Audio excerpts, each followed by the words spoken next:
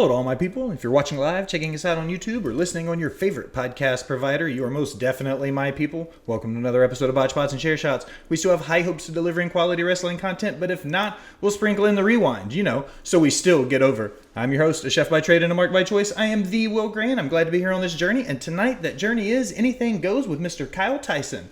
Remember, here at Botched and Share Shots, we call in the ring from all the angles.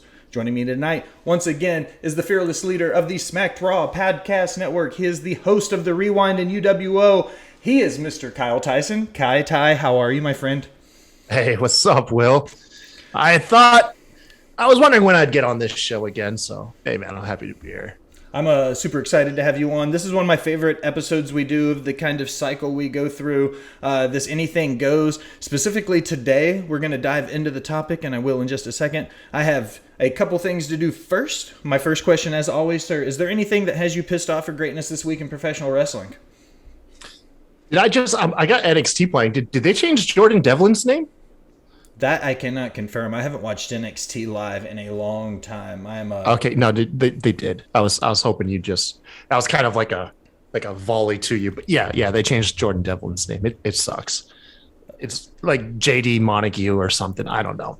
I have this ongoing joke with myself that WWE has a constant identity crisis. That every time that they come up with a new character, it's like they immediately get them over and then move them to NXT or the main roster and pretend like that person never existed before. And Jordan Devlin is another perfect example of that. Cruiserweight champion. It's on the books. It was. And he had this in the record books, Ben. The great story, Jordan Devlin. The great story he had where he got it and then COVID happened and he couldn't get back over here, so they did the whole interim thing. Then he came over and defended against Escobar.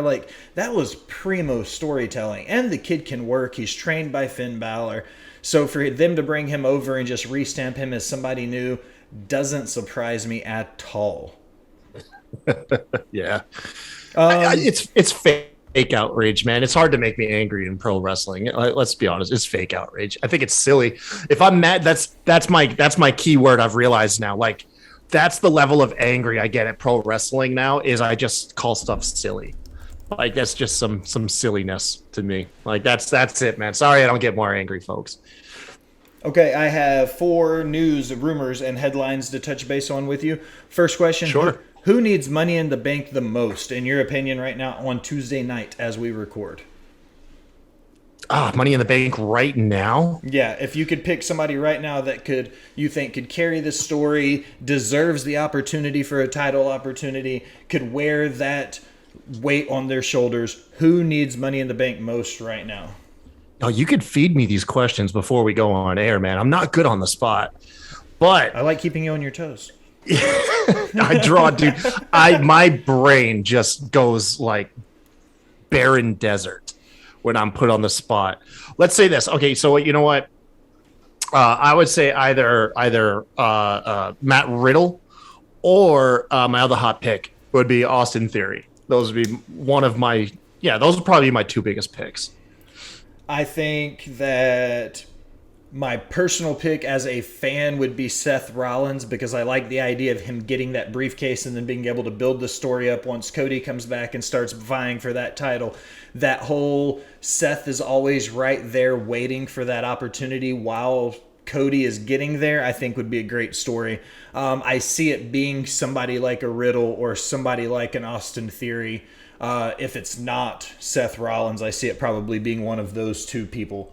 You see how unfair that is? So you knew the question, so you got this nice long answer while I'm sitting here trying to peruse through WWE's roster page. God dang it, man. Dude, it's my show. I have to figure out a way to put myself over here. This is my one opportunity every week. You stack the deck against me, Will. Marie Shadow says Kyle needs the Money in the Bank. I disagree. Yes. I think if there's somebody from the Smacked Raw team that deserves a title shot on the fly, it's probably RN. I would say RN. I'd say Alison. Allison is like the Smacked Raw undisputed champion. Like, at this point, without her, all of our shows would be up in flames. Just fall apart. Yeah. Are you hyped at all for Forbidden Door? Yeah, man, I'm totally stoked for it. Shameless plug, we've got our Forbidden Door preview coming up this Friday night. Me, Kyle, RN, and Miss Marie Shadows are going to be chatting about some wrestling with the Forbidden Door AEW New Japan show. So hyped about that one. Plug that one into your calendar thingies. I'm also kind of hyped for it. I like crossover events. I think that's super cool. I've got some good questions for you guys for Forbidden Door stuff. Next question, Ezekiel Elias. Is WWE taking it too far with the green screen stuff and the very Ethan Page versus Ethan Page like No, vibe? God, no. This is proof. Like, listen. I'm the first one to admire AEW for their in-work rate and their high, just like the high quality of their in-ring matches. But the Ezekiel and Elias stuff is the perfect example of how great the opposite end of the spectrum can be. I think it's hilarious. I love, as long as they're keeping it fresh every week and they're doing something different. At some point they had to do the cheesy fake beard, the cheesy like split screen like they did, the pre-tape. They could, like, how could you not do what they did last night on Raw? Like, it's if you're going in this direction with the story, you have to lean into it. And I love it, man. I love it. I do fear that like they don't have like a finish for this story, like the anonymous GM. But in my opinion, we haven't got to that point yet. I think we're like right now they're nailing it. And I love it, man. I love to laugh, bro. And it definitely makes me laugh every time they're on screen. I think this is some of the best work we're getting from Kevin Owens right now, so I'm getting behind it. I like this berserker, wild-eyed Kevin Owens. Ever since he made those big bucks, have you noticed how everything he's doing consistently is just him losing his mind? Like, that's all he has to do now is make money and act crazy, and he's doing fucking well at it. No, his comedic timing has always been fantastic. If you look, it's just been a minute since we've gotten this type of stuff out of him. I mean, you got it with Sami Zayn. Most notably, everybody always goes back to him and Chris Jericho had like the best chemistry, like comedic chemistry, just because their humor is so similar and compatible. This is on par for Kevin Owens. Like, if you give him some good comedy shtick to work with, where he's just constantly annoyed and losing his mind, he knocks it out the park every time. He's fantastic, man. He is fantastic.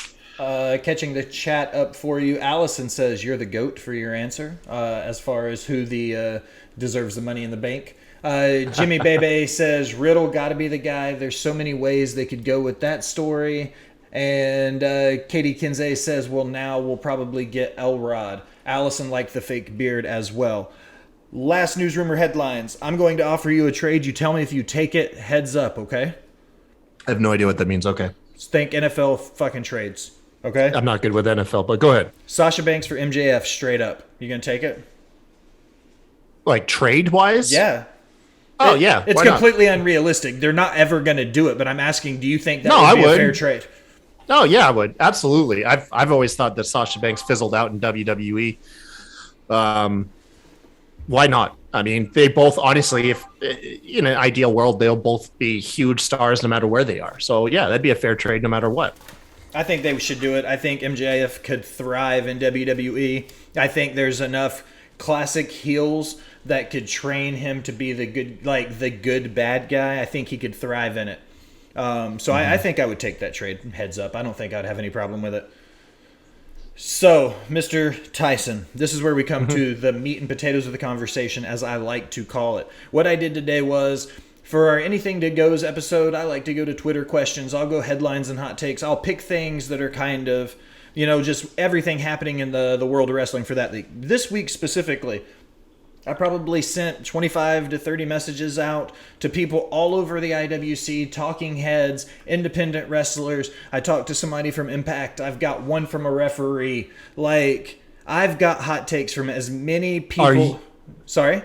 Are you stealing my show? I'm not stealing UWO. Are you stealing my unpopular opinion show, Will? I am not stealing UWO. I specifically said to a lot of the people. Are you stealing my UWO? I specifically said this was not UWO. I said, give me a controversial wrestling take. And I even told some people, give me the take you would die on a hill for.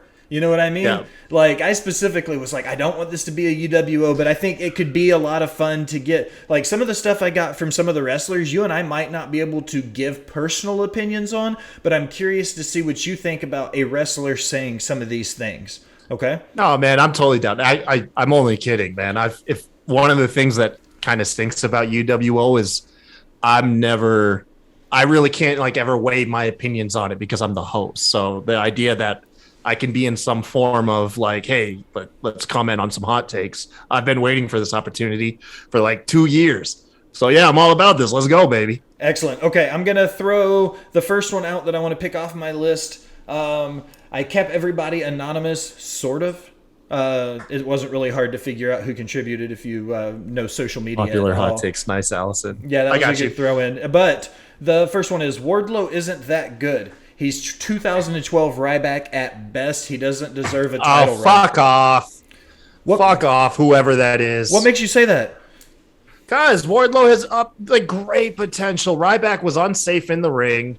Wardlow has had a great story to work with, while Ryback was always a knockoff Goldberg. Wardlow has had a genuine long-term story that he has been working off. He has an insanely good look. He's got the man is gorgeous, and he's got great charisma. Like, he knows where the camera is. He's very talented, and he's very comfortable on screen. The only knock on him that you can have, honestly, is like his promo skills aren't the best. But I mean, sorry, man. You have one area where you're like at like par. Sorry, no, fuck off. Whoever said that shit. Like, Wardlow's fantastic. He just doesn't. AEW is letting him down right now. Like, they built him up to this perfect crescendo with MJF, and they haven't really been able to capitalize it on the several weeks since then. But that's not his fault. Like, Ryback was unsafe in the ring, man. Ryback was unsafe. He was like a goddamn like cartoon character. Like, it was no, that's terrible. Do you think the issues with Wardlow up to this point are solely booking issues with how he was handled when he first came into the company? Is that what you're saying? That's all it is. The guy's got the talent everywhere else in a professional wrestler to where he will thrive if you give him good material. Like I said, his promo skills are like par. They're not even bad. They're just like okay. You know what I mean? Everywhere else, man, the guy is well above average in a professional wrestler, in my opinion. So yeah, whoever said that is just silly. Is it Marie? Was it Marie? You can tell me. It wasn't Marie. Okay, all right. I'm just what I'm gonna do is I'm gonna accuse it of being Marie like every time. That's just gonna be my thing. But what I'm gonna do is, if you guess who it is, since you won't be able to tell until the recording, I'm gonna click the Hulk Hogan sound. Sweet. every time you pick the right talking head to pick the hot take, I'll click that sound, so when they're listening, they'll be like, "Damn, he got that one." That's how I'm gonna do go this. For it. I'll go for that it. One Why not, wasn't man?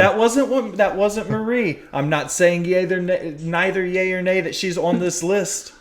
But oh, she's on it. I know she's on it. Our circle of friends is not that. We have a lot of people that overlap. There's a lot of overlap with our friends. Yeah. Another one coming off of the list is ECW ruined wrestling. It was 3 simple words. That's all I got sent to me.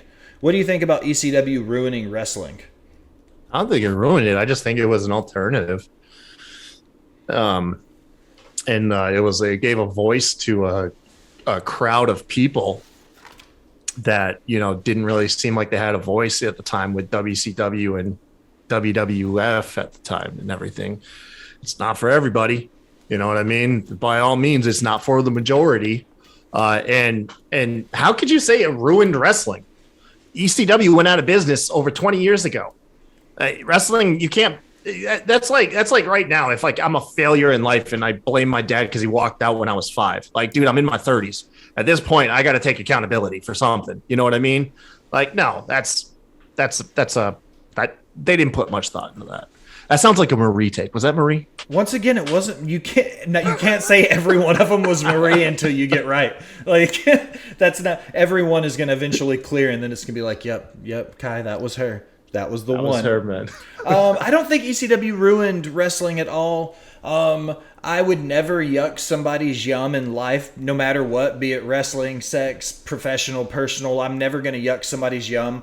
So if somebody liked that hardcore style of wrestling, completely cool. Like 15-year-old Will loved ECW. Do I like death matches now in my mid-30s? Absolutely not. You know what I mean? I like traditional Southern wrestling. Give me Flair Race 8 times out of 10. And I'm okay with it. You know what I mean? Like, I love good traditional Southern wrestling. Do I think ECW ruined it? No, but I don't necessarily feel like ruining is a hard wave to press it. That's a hard road to go. Next hot take. Liv Morgan is a less pretty, less talented Alexa Bliss. That's not fair. That's not fair. And That wasn't Marie either. I'm just going to go ahead. That's not Marie. No. See, that's something critical of WWE. Marie would never do anything like that. She used to work for them, you know. Nah. No, I don't know why I'm going to get on the shtick of bashing Marie. So, and that's not fair though. I've never made the comparison of Alexa Bliss and Liv Morgan. Their characters are so different. If all you can see is like they're both short and blonde, and that's how you make the connection, that shows that you don't really have depth in like your perception of people and character, you know. So no, once again, shallow take. Sounds like there wasn't much thought put into that. Just out of curiosity, who do you think said that one? Warren Hayes. Warren Hayes is just full of bad takes. That definitely was not Mr. No, Warren I know. Okay, I've got a couple. I'm going to read you there. I think there's one right here. I've got two that are really similar to one another. I'm going to read them both together, and then I'm going to read you a third hot take, and we're going to discuss them all three together, okay? Okay, so we're going to do the three amigo of hot takes. Exactly, okay? The first one is, it's time to move the WWE women's division to a separate show. They are trying to book 50-50 male to female at the cost of storylines. Outside the top 4 or 5 women, there isn't enough talent to justify that much TV time. Okay? Following that, get women off the main show and get their own. NXT showed us an all-women show can't draw. Okay? So 2 people so far that have said that the women need their own brand in WWE. Okay? And okay. I'll repeat these for you if you want me to. The third take is, neither of the 2 national wrestling promotions are doing well with their women's division.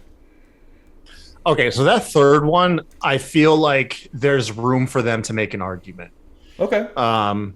You know, because that's not such a damning take, because there is room for improvement on both sides of the thing. You know what I mean? WWE only goes as deep as their main title, and then everybody else kind of just flounders. They don't really put any effort into it. And then AEW's trouble with the women's division is very well documented. As far as putting them on their own show, personally, I actually would I would tune in to an all WWE women's show. I don't think it's, how do I put it? Like, I would like that show, but I don't know how well it would get watched. Like, it's weird. I think the better take is just like everybody could do better. Like, just one way or another. I don't know if the way you do better is dedicate an entire show to the women and their own team. Maybe, you know what I mean? That'd be fantastic if done right, but I think everyone could do better. If it has anything to do with hating on women, it was definitely a Marie take. I bet you she wrote all 3 of those. Marie did not write any of those 3. Kyle, you are batting 0 for 100, brother. Look, listen, even a broken clock is right twice a day. All right. So. Amen. You truth. My 2 cents. I think that WWE proved with the all women's pay-per-view that if done and booked well, it can draw. So I'm not necessarily saying that women can't draw on their own accord. I think given the right push, given the right production value, women can thrive on their own product. Jimmy Bebe in the chat actually said one of the things I wanted to say, so I'm going to give him mad props for it. Give them their own show while still highlighting championship feuds on the main roster, which I think is something that could be done easily. That wouldn't be hard to execute. Here's a thought. Send NXT 2.0 to that third hour in Raw, and then give NXT's time slot to a women's show. I absolutely think that would be a great idea. There you go. Get women off the main show and get their own. NXT showed all women's shows can't draw. See, like I said, the pay-per-view sales showed that when booked right, they can sell an all-women's show. So I think that one's kind of off. That neither of the two national wrestling promotions are doing well with their women's division. I completely agree with the third take on that one, because after handling some stuff with Impact over the last few weeks and working directly with them, I think some of the things that Impact is doing for the Knockouts division puts them above AEW and WWE in some cases. And I'm not being a homer because I've got to work with them a lot in the in the current stage, but at the same time, because I have got to work so much with them, I've gotten a lot of information and like talk from the locker room. So I feel like having that firsthand that the Knockouts locker room is thriving right now when a lot of other parts of the women's wrestling division seem to be floundering. So I do agree. I don't think the top two promotions are doing well. I would definitely say Impact, which is easily the 3 or 4 in the country, has the top women's division right now in professional wrestling. So that was 3 lumped together about women's wrestling. See, I don't agree that Impact has the best women's division. I still believe that WWE has the best, honestly, the best, like most talented roster per capita. Like, just, you know what I mean? Just if you were to throw a dart on the entire roster of WWE, chances are it's going to land on someone super talented. It's just that they don't let them. They're like all throttled. You know what I mean? They're throttled to like 50 to 60% at best. So I don't necessarily agree with that, but I will say that any criticism I have of NXT has nothing to do with their wrestlers. It's their production and their TV slot. You know, their production, I went in on this last night, it reminds me of the still of the like empty arena era and stuff, and that just turns me off. I want nothing to even give me a whiff of like the pandemic era. And then on top of that, like, just it's hard to watch the show, like, and find it. So like I said, if that's really has nothing to do with the wrestlers. And you know, if you ask anybody about Impact, they're always heralded as one of, like what you just said, one of the best women's rosters on the planet. Their Knockouts division is always fantastic. And that I went back and watched that ladder match, and oh boy, it's pretty gnarly. I think the WWE has the best roster, but Impact uses their ladies the best. Well said, Jimmy. There you go. Yeah, Impact has the majority of the time, has the strongest women's division. Katie, I agree with her. Let me see. Let me find my freaking browser. Not my browser, my cursor. I lost everything on my screens. I want to make sure I catch the chat up, make sure everybody's caught up. Women's show could be... The women's show could just get the network spot on NXT. When NXT moved over to USA, agree there. Katie and I agree. Impact has the majority of the time, has the strongest women's division. They don't use the majority of the good talent. And Alison, in reference to WWE, time for Impact to pull the trigger on Masha Slamovich, according to Mr. Warren Hayes. Another one from the Wayback Machine was Kane should have won Royal Rumble 2001, giving us Angle Kane at Mania for the title. We could have still gotten Rock Austin just with no title clause. Do you think Kane should have got that push in 01 for the title in lieu of Stone Cold? Did Stone Cold need the push, and could Kane have used it more?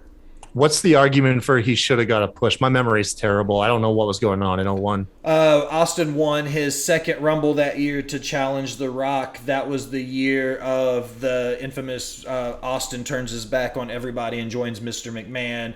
Austin Rock. My way WrestleMania. over highway. That was WrestleMania 17. Limp Bizkit shit, yeah.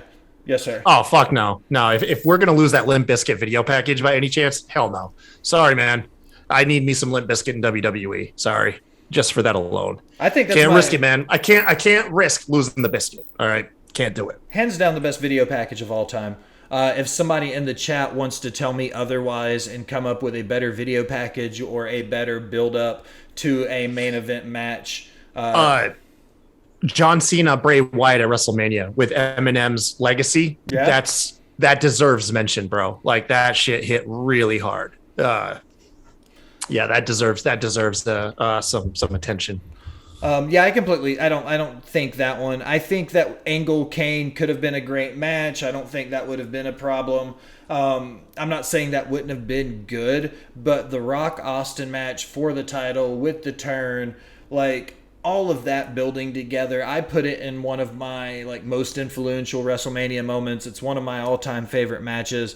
WrestleMania 17 is one of my favorite WrestleManias. Like, I feel like if you started changing pieces of that puzzle around, it wouldn't have been as great as it was. And I think that starts with Austin winning the Rumble in 01. Just simply put. No, I mean if any other Mania, I would entertain that thought. Like 100%, but like you can't mess with WrestleMania 17. You can't, like, nah, you got to leave that one alone. Jimmy agrees. The video package legacy with Cena and Bray is second only to My Way with Austin Rock. Yeah, it's hard to get anyone to argue against that. I'm just saying, legacy deserves some attention. That's all. Moving right along.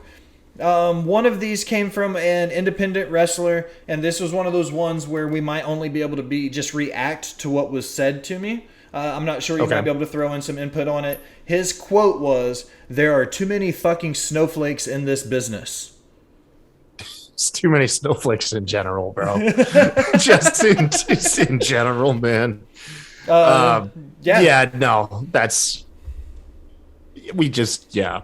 People have a hard time with just going like, that's their opinion.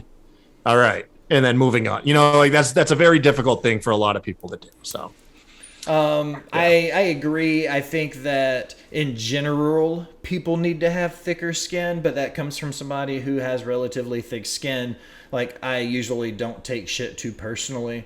But that doesn't necessarily mean name calling is the move either. I think there's a somewhere in between that gambit that we could fall in. Moving right along on my list, the death of kayfabe was the worst thing to ever happen to pro wrestling. I don't know, man. I think Katie Vick was. You think what? Katie Vick, like Triple H raping a mannequin. I think that was pretty bad. That was up there, man. I'm sorry. It's the death of kayfabe anyways. Like, people act like back in the 80s, people really thought it was real. Like, granted, more people thought it was real because dumb people didn't have access to the internet. You know what I mean? And could read spoilers. But, like, no, I watch a movie and I don't sit there and go, man, this movie would be better if I just didn't think it was a movie and I thought I was witnessing like a true story. Like no, you have to, it's on us to accept stories as being stories. Like, if you can't, something can't stay like fake and rigged forever. You know what I mean? Like, I don't know. I think it's silly. I see that take all the time and I'm like, no, stop it. I don't think kayfabe killed professional wrestling. I've always said when somebody says to me, "What's your favorite show?" Well, it's The Office and professional wrestling. And they look at me and they go, wrestling's fake, right? Right. And I look at them and I go, "What's your favorite show, asshole?" And then they look at me and they go, "Grey's Anatomy." I'm like, "Fuck you, dog. That show's fake as shit." Sounds like something Marie would say. That was totally Marie. That was totally Marie. Marie's like, just kidding. I love you, Marie. I was just kidding. That wasn't actually Marie. But yeah, I use that as an analogy a lot. I'm like, it doesn't matter what your fucking favorite TV show is. 9 times out of 10, it's going to be fucking fake. Just because I like a male soap opera where 2 dudes beat the shit out of each other for a belt that's oversized, like, that's on me. Like, like I said, I go back to this phrase. You don't yuck somebody's yum. Like, it doesn't matter if I like pro wrestling. Who gives a shit? Dude, I would hate to be an adult right now and think that wrestling is real. It's real to me, damn it. Like, but no. You know what I mean? Like, and then like someone like to like just like pull that veil back and be like, yo, and then it's like, oh my God, like I thought this was real my whole life. Like That'd be traumatizing, bro. Like that would be traumatizing to me. I missed this one for the women's division, so I'm going to throw it in there. One, yes, I agree. Marie laughed at us for the little Marie thing. Yeah.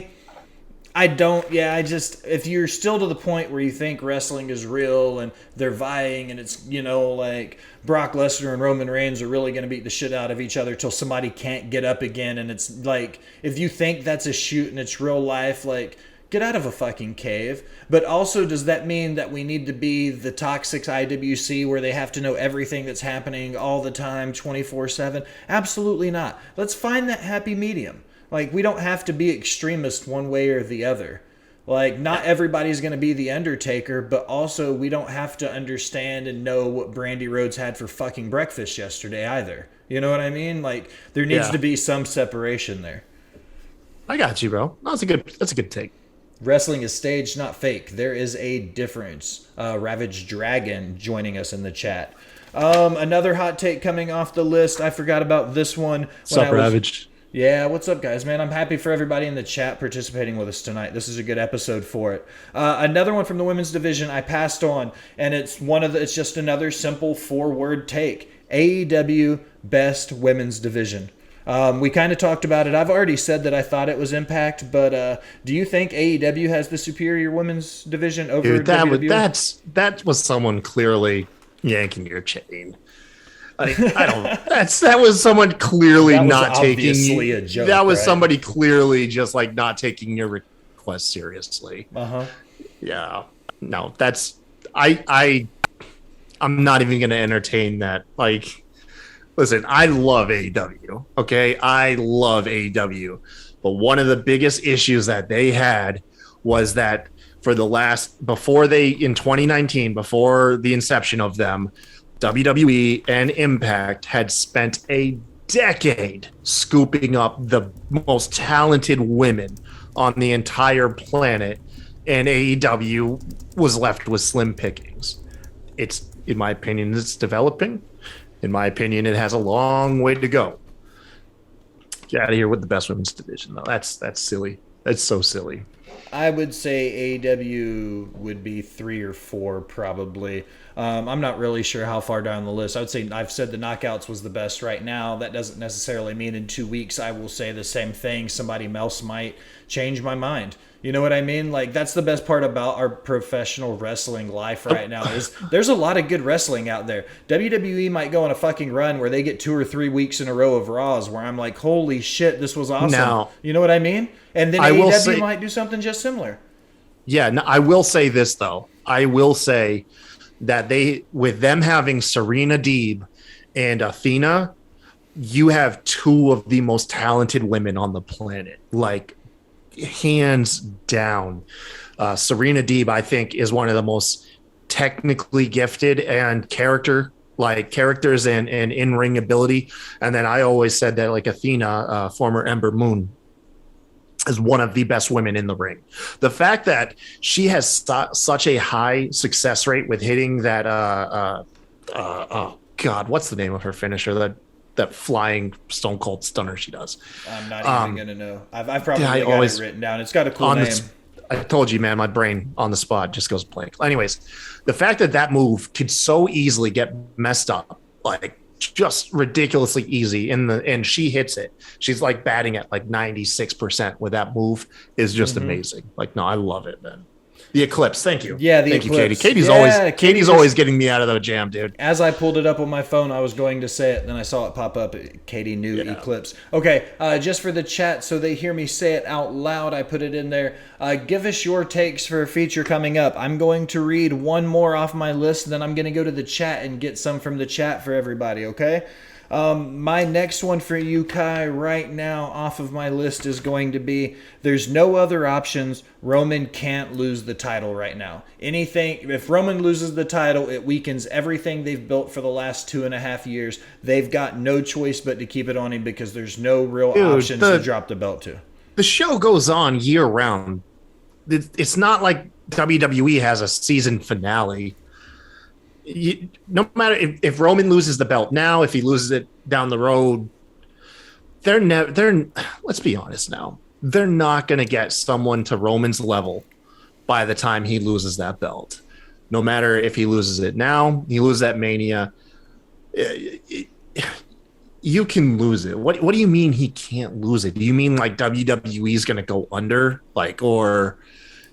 Just no, it's just a hard act to follow no matter which way you shake it. There is like an ideal person, in my opinion. I think it's Cody.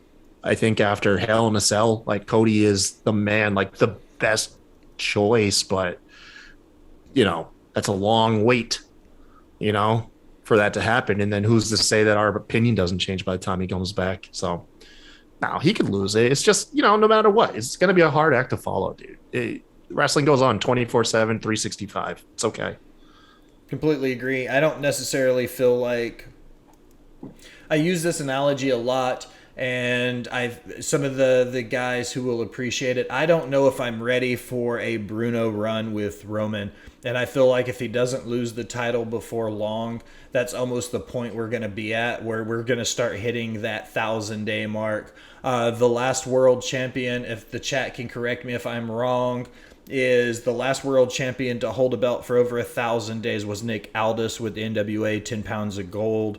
Bruno held it for slightly over 2,000 days. Like, we're going to start getting into these like 4-digit numbers, and I don't know yet, but I'm starting to waver more towards the side of I'm ready to move on from the bloodline. That's a very long-winded way of saying that, but I think that's what I feel like I'm starting to get in, like when somebody's in denial and they need to admit they have a problem, like that's where I am. I think I'm starting to get tired of the bloodline, but only just barely now. So once they build it up, it'll be time to get rid of it. You see what I mean? Like in another 6 months, we'll be good and tired of it, not just a little tired of it. How about this? If Roman doesn't hit quadruple digits on this run, are you really okay with the man losing the belt and then getting it again down the road, then getting a quadruple digit run with it? If you had to get a 1,000-day exceeding run, this is the run to do it. Nope, I don't like that at all. But what I'm saying is but you had to pick one.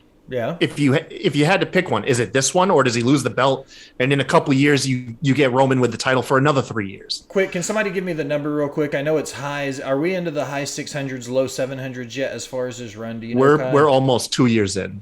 Yeah, we are almost 2 years in. So we're coming close to that 700-day mark, maybe. Exactly. Okay, I think that pushing for another year to Mania might be the best move. So we might hit quadruple digits there, because I think pushing to Mania, building back, letting Cody win, let Seth win Money in the Bank, let Cody win Royal Rumble, build the next WrestleMania with Cody building for the win, with Seth looming in the back, just like I talked about at the open of the episode. I don't see how you could get 9 months out of good TV out of that story and be upset about it. I feel like that's the direction they can go.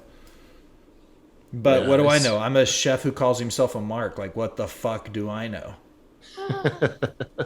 Okay, I'm going to turn to the chat. There's a couple hot takes in here for us to chew on. The first one is you need to make the choice between Bret Hart or Ricky Steamboat. You know what? I got to go with Bret Hart, man. He does my intro. It's a hard one for me. Marie asked us that one. I've got Ricky Steamboat on my wall. He's one of my favorite wrestlers of all time. I think WrestleMania 7 with, or not WrestleMania 7, sorry, WrestleMania 3 with him and Macho Man, one of the greatest matches of all time. I think that Ricky Steamboat is hands down. He held the 10 pounds of gold. He was a great IC champion. He actually only held the IC belt like 63 days. But he was still a great champion, 10 pounds of gold. I don't, however, think he's a better in-ring performer than Bret Hart. So I'm going to pick Bret Hart over Ricky Steamboat, Marie, on that one.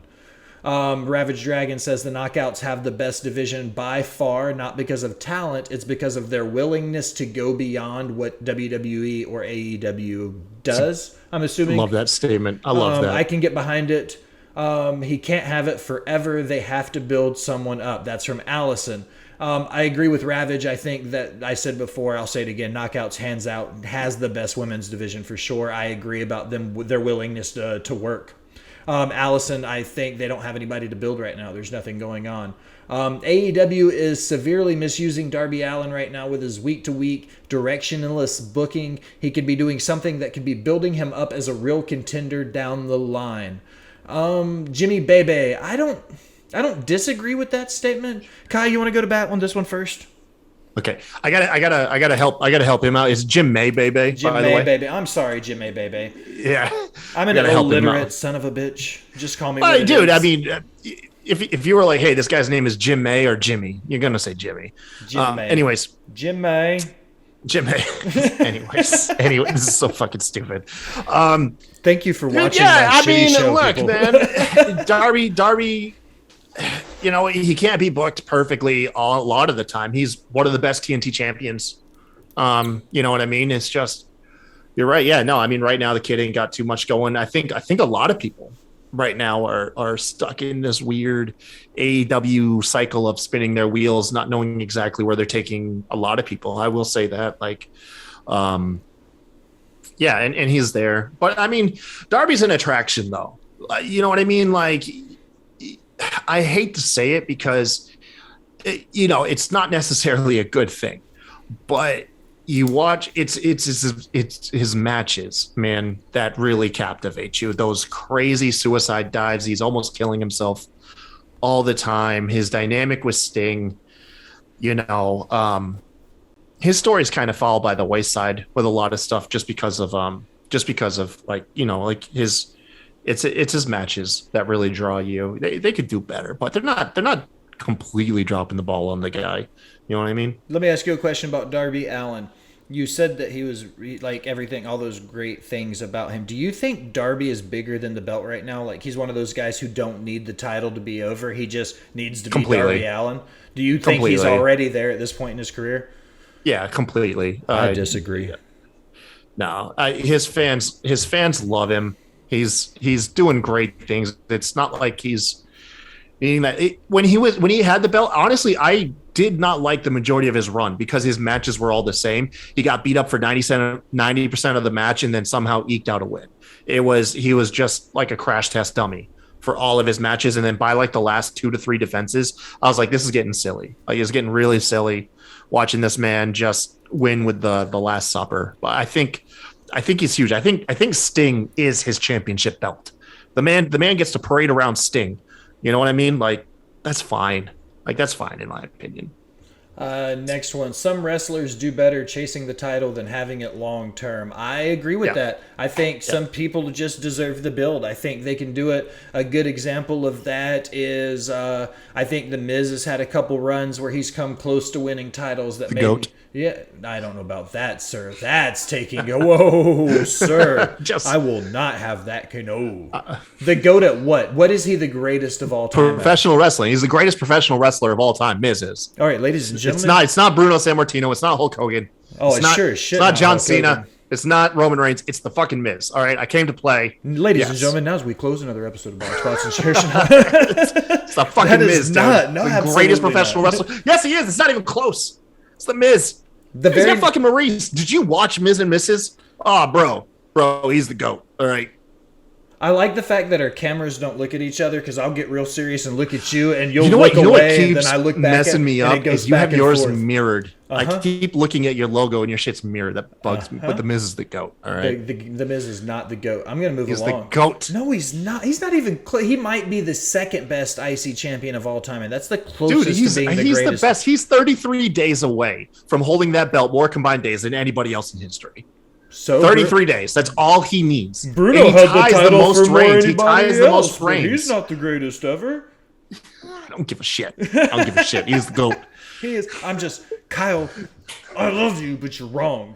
He's the fucking GOAT, man. Hot take. Separate the big belts so Roman doesn't have to pull double duty anymore and give the chances for 2 men to take the spot. That's from Mr. Yeah, let Brock win and let the belts go back to Raw and SmackDown. Let's go back to square one again. Just let him win and then let the belts separate. Just go with that. Jim May says, I don't see Roman getting to quadruple digits. The Miz needs to take the top spot and beat Roman for those titles. Yes, thank you. Ravage, you're my dude, Ravage. No. He's the GOAT. Katie Kinsey and Alison both said 660. I got Marie a Steamboat autograph. See, Ravage.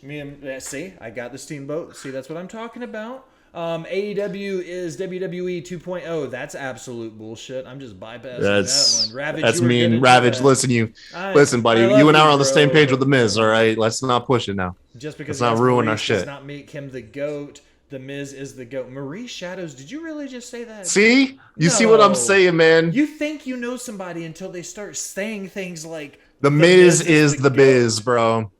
Okay, the next one off my list is the greatest in-ring performer is Shawn Michaels. He's The Miz. the only true five-tool wrestler. Do you think Shawn Michaels is the greatest wrestler of all time, Kyle? Nope, it's the Miz. No, I'll stop. Okay, listen, I'll take your show seriously. I'll stop turning this into my This is what a long running filibuster show. feels like when somebody's Yeah. in Congress. It's like The Miz. What do you think about this? The Miz? Yes. Do you- Shawn Michaels, he's up there, bro. He's up there. I'm not qualified to say who's the best outside of the Miz, but I mean he had everything, especially that run when he came back. You know what I mean? That legendary run after he came back from his back injury and just went what it was like 4 years, 5 years or something like that. But yeah. yeah, no, I mean he's up there, depending who you ask. You know, it might be Shawn, it might be Brett, it might be Ric Flair. It's probably the Miz, but you know, it's an argument to be made. My top two all time, and they usually stand in the exact same order: 1 and 1A. 1 being Shawn Michaels, 1A being Mick Foley, for two very different reasons. I do think Shawn Michaels is the greatest to do it. I agree with whoever sent this to you, or sent this to me rather. This is you understand what I'm saying. Yeah, I got you. The fact of the matter is, I think Shawn Michaels is the greatest in-ring performer. Charisma, ability, selling, facials, working with the ref, getting the crowd over. You know, being the type of heel that could sell a ketchup popsicle to a woman in white gloves and then piss her off that she let him do it. You know what I mean? Like, he was that kind of a person. Like, that's what I'm talking about. Like, he could do anything. He could make a woman that was bowling shoe, like, ugly feel, like, beautiful. Like, he could talk his way out of anything. Like, he was the best person on the mic to ever do it. I think he was the best professional wrestler. So I agree with that take. Shawn Michaels is the best in-ring performer of all time. Yes, 100%. I know you don't. Who do you think's the greatest wrestler of all time, Kyle? See, I have a hard for something like that. This is. I'll take off the joking hat here. The Miz. I don't feel like you could hit for the same reason. Like where I said that professional wrestling is a variety show, and depending on your taste is going to determine what type of matches and pro wrestling you enjoy. I feel like the same is said in like what you look for in a professional wrestler, you know? So I have a hard time saying like somebody takes the top one spot. For sure. But there's a lot of things that you just depends on what you value. I think Shawn Michaels is there. I think John Cena's up there. The Rock, Austin, all of those guys. I'm not a historian, so I'm sorry I can't bust out like Buddy Rogers or Bruno or something because I just don't know crap. But I disagree, I feel like, Kyle. I think you know crap. I think you know crap, sir. Shut the fuck up, man. But yeah, so it's hard for me to say like who's the best. You know what I mean? Like just because that's not my personal outlook. I've never been able to say like that one guy sits alone on the mountaintop. I think it's a group of people, and it just depends on what you're into.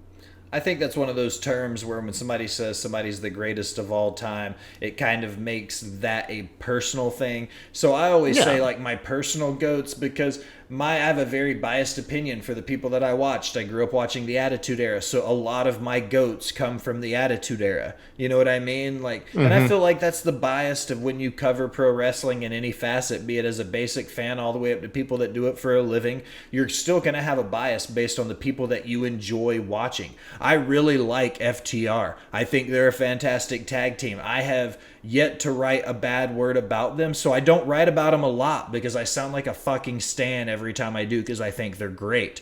That's what I'm talking about. You know what I mean? Even at the core of it, I'm still a fan for wrestling to the point that there's some stuff I won't talk about because I sound like a fucking stan because I think they're great. And that's the point of it. When you get to the core of it, it's still like we do it because we like it. Yeah. Another one off my list. This one's a little bit more serious than some of the other ones that were thrown at us. This one was given to me, and I'm going to read it to you exactly how it was worded so there's not any confusion. It says, people of color have only 2 or 3 gimmicks. They're smiley, I love everybody, a cocky heel, thug, or dancer. That was RN. Ladies and gentlemen. We've been hanged by your brother. Okay, so what do you think? Do you think that's true? Yeah, that was definitely RN. I know RN because RN's been saying the same shit. No, look, man, it's fuck, man. I'm not qualified to speak on this. It's not tough. qualified. You see how It's a weird thing to pasty I am? say. I'm Jewish and Irish, dude. Come the fuck on. You think I got a say in it too? But here's my opinion on it. Like, he's mentioned before on my show, and he's mentioned on the Rewind, that he'll say things like "smiley Bobby Lashley." He'll talk about the things he hates about those stuff. You know what I mean? WWE plays into stereotypes. Yes, they do. Hugely. But they don't do it just with... It's in pro wrestling. Exactly. Yeah. And it goes across the board with every race and creed. They will turn... If you've got...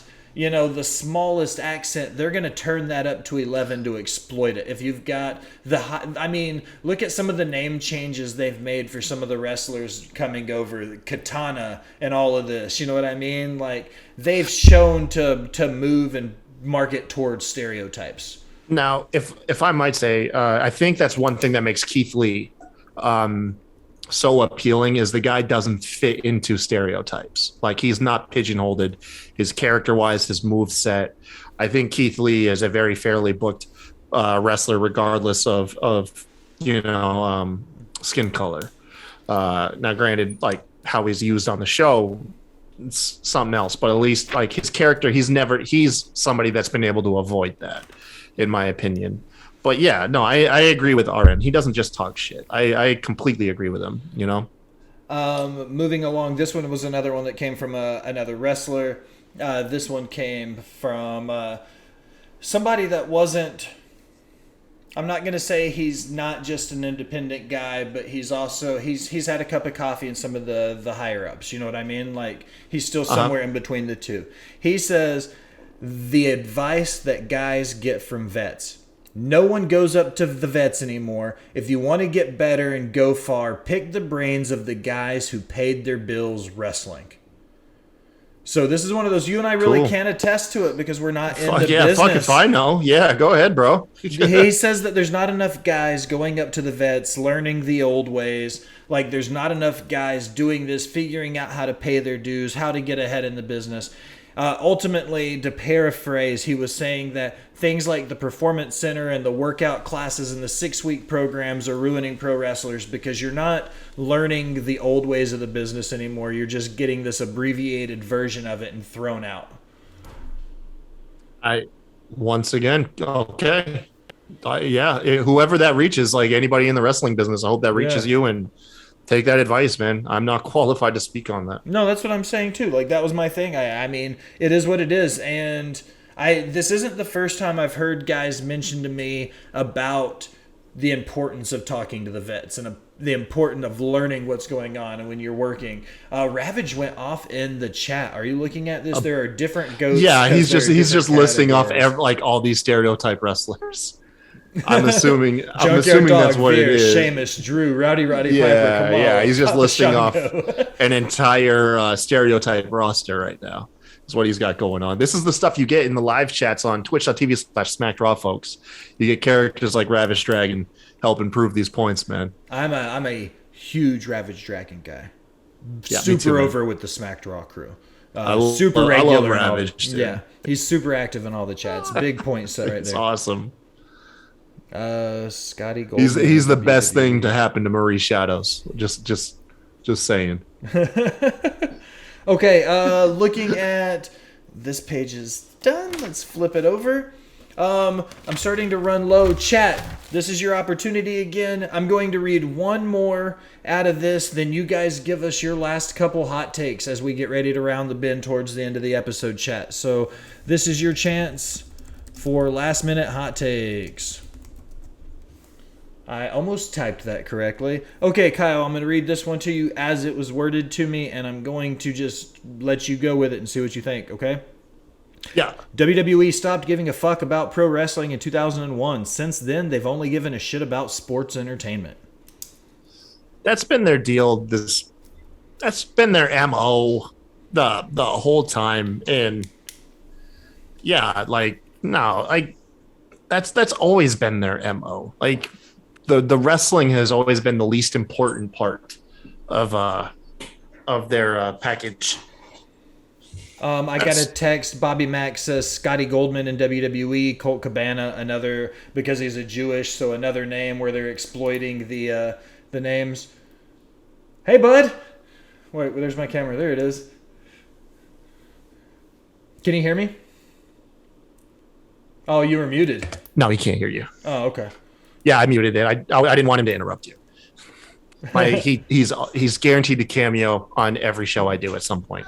I love when he shows up in the rewind because most of the time I listen to a lot. If I don't catch it live, I'll always listen to the audio stuff while I'm driving. So when he comes in, it's just like the random kid out of nowhere, and I'm like, hell yeah, Kai's Tiz. That's what's up. That's what's up. Every time, bro. Every show I do, he's guaranteed to come in for a second. I definitely put my shit on blast. I'm like, look, I'm going to record. I'm going to be busy for 60 to 90 minutes. Like, but my kids are a little bit older than yours. So, like, yeah. Youngest is 8. So I can just put the wrath of God in her and just be like, look, if you fucking bother me, I'll break your knees. Like, no, I'm just kidding. I'm just kidding. I would never do that to my kids. Okay, so I kind of agree. I kind of don't. I've been on the fence for a long time about this sports entertainment versus pro wrestling debate. I feel like Define pro wrestling, though. That's the thing. Define pro wrestling. It's subjective still. Once again, it's subjective.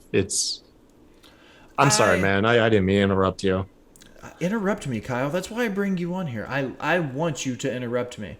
The more you talk, the less I have to. That's the goal of this job. The more you talk, the less I have to. Sports entertainment. I'm going to go on this tangent for just a second because this has been brewing in my head for a minute now. I think sports entertainment encompasses more than just pro wrestling. I think sports entertainment encompasses things like the UFC. It encompasses professional boxing. I think it encompasses fucking sports betting. You know what I mean? Like, there's so many things that sports entertainment can encompass in 2022. So it's hard for me to say, is sports entertainment and pro wrestling synonymous? No. Do I think pro wrestling is part of sports entertainment? Yes. Did you finish that whole bottle during this show? Half of it. It's a half gallon. Damn.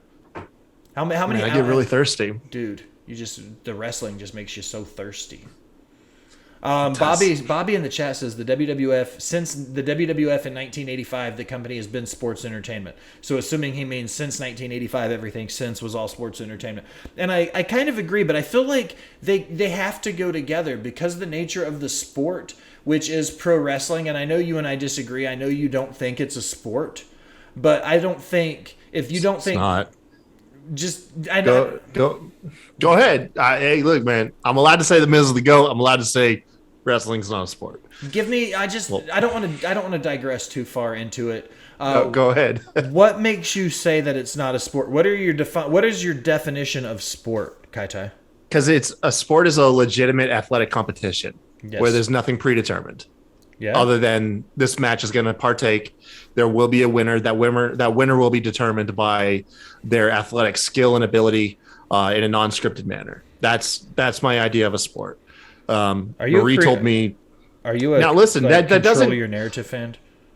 No. Like I love it. Look, dude, I love pro wrestling. Like I have stickers on all of my stuff. I love professional wrestling, absolutely. But I don't make it out to be anything more than it is. It's a drama. It's a dramatic enactment of a sport. You know, wrestling. What was it said? It was like wrestling is a million things. Professional wrestling is a million things, but the one thing it is not is wrestling. Like at the end of the day, but that doesn't mean like I discredit. It doesn't mean I think that the people work like hard or anything like that. If anything, professional wrestlers work even harder than a lot of people because they have to convince you that is legitimate. They have to take upon way more abilities than just their athletic abilities. They have to be able to act. They have to be able to do a whole assortment of things. You know, a lot of people, last time I went on this thing, is they interpreted that means like, I don't think that it hurts. You know, I think Marie was telling me, go take a bump, you know, and tell me it's not a sport. I'm like, dude, I can go step on my kid's Lego. That hurts like shit. Doesn't mean if I do it every day, all of a sudden it became a professional fucking sport. You know what I mean? Like, it's just how I've defined it. I think if something cannot be a sport if it is not a legitimate, unscripted competition. I feel like sport, you cannot have something that is scripted and also consider it a sport. Like, it cannot have a script because that takes away from the sport. So that's just my definition, man. I don't take any credit away from like the ability and the talent and the hard work that goes into professional wrestling. It's probably one of the hardest things to fucking do ever, like ever. You know, I could not tell somebody like, yeah, because it's not a sport, that means going out on the road 200, 300 days out of the year, all of a sudden becomes fucking easy for you. Like, no, that's not what I'm saying. You know, Marie says, I did tell him to take a bump. And Allison says roller derby is absolutely a sport. Okay, Bobby said it's scripted. No, that is professional wrestling on wheels. I thought that was real. I thought roller derby was real, legitimately. Like, sorry, Alison. Was the 1919 White Sox World Series not a sports contest then because it was scripted? He got you good, the White Sox. Oh, yeah, dude. I know. As I pay attention to what happened over 100 years ago. Let's scroll through the last of the hot takes from the chat real quick. Wardlow is AEW's attempt at a Roman Reigns, and he is much better than that. I love Wardlow. He is nowhere near a Roman Reigns, Ravage Dragon. I'm sorry. 2 cents, Kyle. You got anything on that one? Roman Reigns is a unique character himself. I mean, maybe he's a Roman Reigns because he's one of the top guys in the company, but I don't think AEW is like, yeah, you're going to be our answer to Roman Reigns. I don't think so. Bobby says, since 1985, WWF, the company, has been sports entertainment. Roller derby is sport. We have esports for gaming. Kyle, do you think esports are like electronic is a sport? Gaming? Yeah. You think so? It's not scripted. It's a legitimate competition that takes extreme practice and timing and patience and hard work and natural talent. And it's, once again, not scripted. Marie says I think it earns the sport. I think that video games absolutely are a sport. They take skill. I think wrestling is also a sport. Marie says wrestling is the best sport. I completely agree. She said I did tell him to take a bump. Kyle, go take a bump. That's not going to change my fucking opinion, though. I'll go down and throw my back out. That doesn't mean I'm going to pop up and be like, oh, fuck, that hurt. Okay, it's a sport. Like, no. Ravage Dragon says... That's not how I'll be convinced. Wrestling is a sport. It's just not a conventional sport. It has athletes like regular sports, but I see Kai Tai's where he's coming from. With that definition, then stuntmen in movies, all of a sudden, being a stuntman, you're in a sport. You know what I mean? You're acting, you're doing something scripted, and it requires athletic ability. You know what I mean? Like, all of a sudden is becoming a stunt person in a blockbuster movie. Does that make your profession a sport now? It doesn't. You're still acting. It's still a dramatic role that you're taking on with scripted. It's scripted, man. Allison says, no, it's not. I have friends that play. Maybe some of it isn't, but there is real roller derby. She's advocating. Hey, if you can show me if you can show me real roller derby, it's a sport. But I was heartbroken because in the 90s, I watched that shit and I was like, this is fucking cool. Like roller skating and people being tossed over the railing, and then come to find out it was all stage. I was heartbroken. That was my death of kayfabe, was roller derby. Bobby says the definition of sport is an activity involving physical exertion and skill in which an individual or team competes against another or others for entertainment. By definition, that would be pro wrestling, Kyle. By whose definition? I'm going to assume Merriam-Webster, judging by that wording, because I have no doubt in my mind I don't think Bobby put that together himself. Yeah, there's no competition. There's no legitimate competition of taking form in professional wrestling. It's all an act. It's everything is an act. It's not a competition taking place in that ring. It's the performance of a competition. You know, that's the thing. Is it's no different than if we were to shoot a movie. You know, if you go watch The Replacement starring Keanu Reeves, that doesn't mean that movie itself was a sport. It is the reenactment of a sport, and that's what professional wrestling is a reenactment. I disagree 100%. It's okay to disagree. Look, man, you disagree about The Miz being the GOAT too, man. It's all right. Bobby sent me the screenshot of it. It came from the internet. That's the I actual don't definition. give a fuck what Bobby sent you. Boom! I don't give no fucks, people. Kyle, you know what time it is? What time is it, bro? This is my favorite time of the show. You know why? What? Because you're gonna throw me out now? No, because I just got to sit here and it's your turn just to talk. So plug your shit. Tell everybody where to find you and what you and RN got going on. Hey, man, we shoot the rewind on Sundays right here on the same Twitch channel, twitch.tv/SmackedRaw. Watch that. Watch all of these Botched Watch episodes on YouTube, youtube.com/SmackedRaw podcast. And you can, of course, listen to us anywhere the audio platform is formed. I game on here, so just turn your notifications on and you'll see me gaming. I don't have it like scheduled.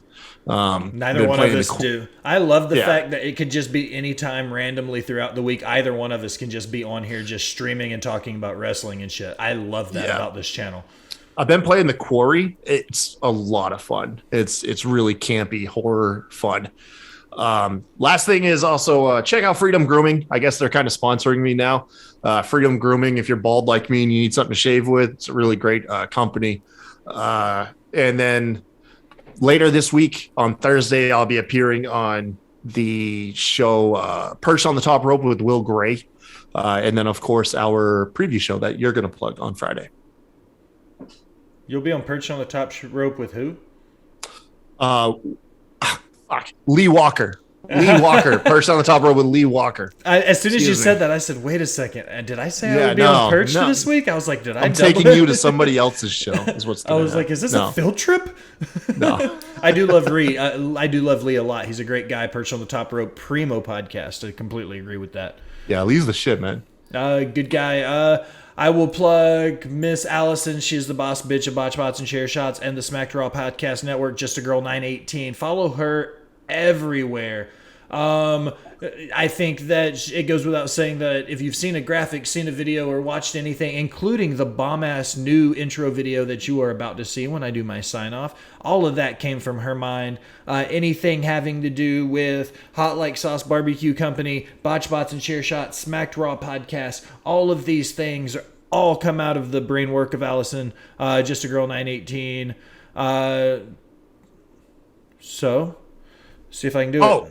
Whoa, go ahead. Follow me on Twitter. Sorry, buddy. Follow me on Twitter at the Kai Tai Show. Absolutely. That was. I always forget to plug my Twitter handle. What is RN's Twitter handle? What is Mr. Mr. 8984, and you spell out Mr. It's not the abbreviation. Mr. 8984. I can never remember the last four. Ravage Dragon says, watch Kai Tai play Rocket League and Will play Super Mario Brothers. Dude, I've been playing the shit out of Super Mario World on my streams. I love that game.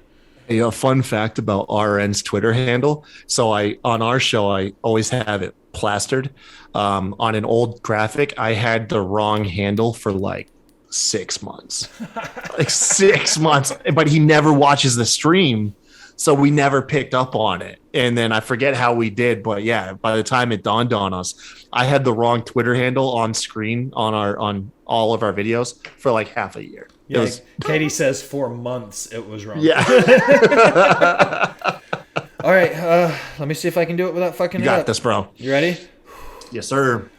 Now as we close another episode of Botch Bots and Chair Shots, I want to take a minute and thank you for listening. Remind you to go wherever you do anything on the internet. Facebook, Instagram, iHeartRadio, Spotify, literally all the options. Like, follow, subscribe, unsubscribe, but then subscribe again. Leave a comment telling me how great I am or how terrible I sound. Either way, it helps the algorithm and helps find new listeners. If you're feeling really generous and you want to be one of those VIP people, head over to patreon.com and donate to the Smacked Raw Podcast Network. You get some fantastic swag. We get some fantastic guests and gear. It's a win-win. I am your host, The Will Gray.